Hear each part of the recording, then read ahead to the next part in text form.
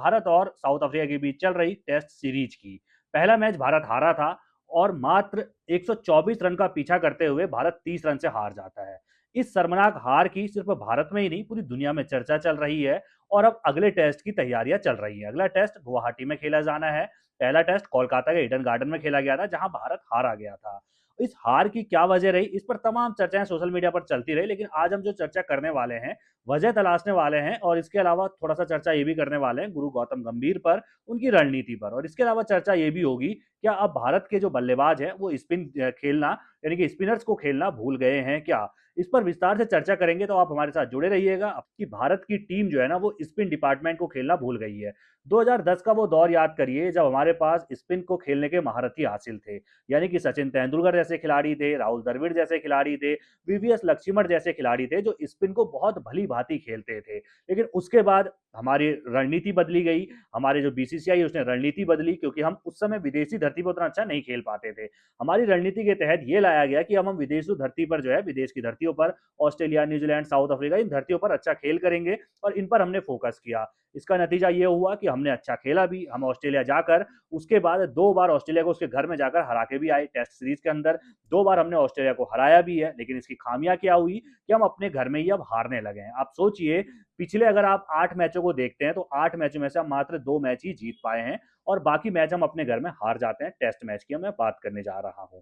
बात spin department की हो रही है तो जैसे मैंने बताया स्पिन डिपार्टमेंट के महारथी किसी दौर में हमारे पास हुआ करते थे और आज वो महारथी हमारे पास नहीं है। मिडिल ऑर्डर आज हमारा फेल है। अगर हम टॉप ऑर्डर की बात करें तो जायसवाल का बल्ला चला नहीं, पहले मैच में हमने देखा और बहुत लो स्कोरिंग ये मैच रहा। कुछ लोग पिच को गालियां दे रहे हैं, कुछ लोग कह रहे हैं कि पिच बहुत खराब बनाई थी, लेकिन गौतम गंभीर ने सभी उन सवालों का जवाब दिया जो सोशल मीडिया पर उठ रहे थे। उन्होंने कहा पिच बिल्कुल हमारे मुताबिक थी, बस हमने धैर्य नहीं रखा। कहीं ना कहीं हमने धैर्य नहीं रखा। 124 रन तो चाहिए थे हमको और तीसरा दिन ही चल रहा था। ऐसा तो है नहीं कि भाई अभी कोई 1 घंटे का मुकाबला बाकी रह गया था।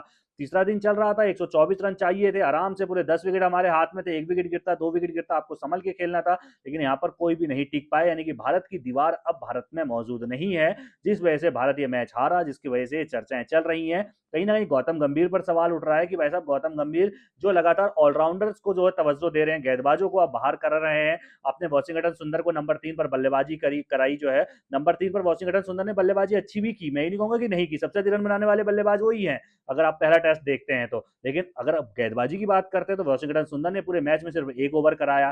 फिर आपका ऑलराउंडर प्रदर्शन का क्या मतलब रह गया। आपने गेंदबाजों को बाहर कर दिया और आपने बल्लेबाजी के चक्कर में ऑलराउंडर को खिला दिया। आपने बल्लेबाजी क्रम को लंबा करने के चक्कर में 8 नंबर के चक्कर में जो है आप गेंदबाजों की बलि दे रहे हैं एक तरीके से, ये हम कह सकते हैं। तो गौतम गंभीर की इस रणनीति पर भी सवाल उठ रहा है, गुवाहाटी में क्या करेंगे, ये भी बड़ा सवाल है। इसके अलावा शुभमन गिल हैं। शुभमन गिल जो है गर्दन की चोट की वजह से वो घायल है, कप्तान हैं और कहीं ना कहीं अगर आप देखेंगे चाहे कोच गौतम गंभीर की आप बात करें, सिलेक्टर्स की आप बात करें या फिर आप चाहे बीसीसीआई की बात करें, शुभमन गिल को लगातार जो है वो तवज्जो दी जा रही है। ओडीआई की कप्तानी उनको दे दी गई है, टेस्ट की कप्तानी वो कर रहे हैं, टी20 में उप कप्तान उनको बनाया, यानी कि तीनों फॉर्मेट में हम शुभमन गिल को फिट देखते हुए नजर आते हैं। क्या वो फिट हैं?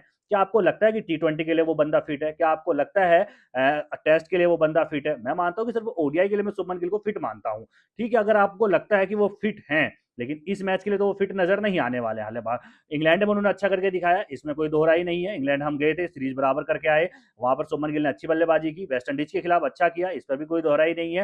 लेकिन असली परीक्षा अब शुरू होती है, यानी कि साउथ अफ्रीका के साथ से शुरू होती है। साउथ अफ्रीका से हम पहला मैच हारे हैं, उसके बाद आप देखेंगे हमें न्यूजीलैंड भी जाना है, उसके बाद आप देखेंगे हमें श्रीलंका भी जाना है 2027 में, ऑस्ट्रेलिया, फिर हमारे घर में आने वाला है। तो डब्ल्यूटीसी के लिहाज से अगर हमें डब्ल्यूटीसी का फाइनल खेलना है तो हमें हमारे हर मैच अब महत्वपूर्ण हो जाते हैं।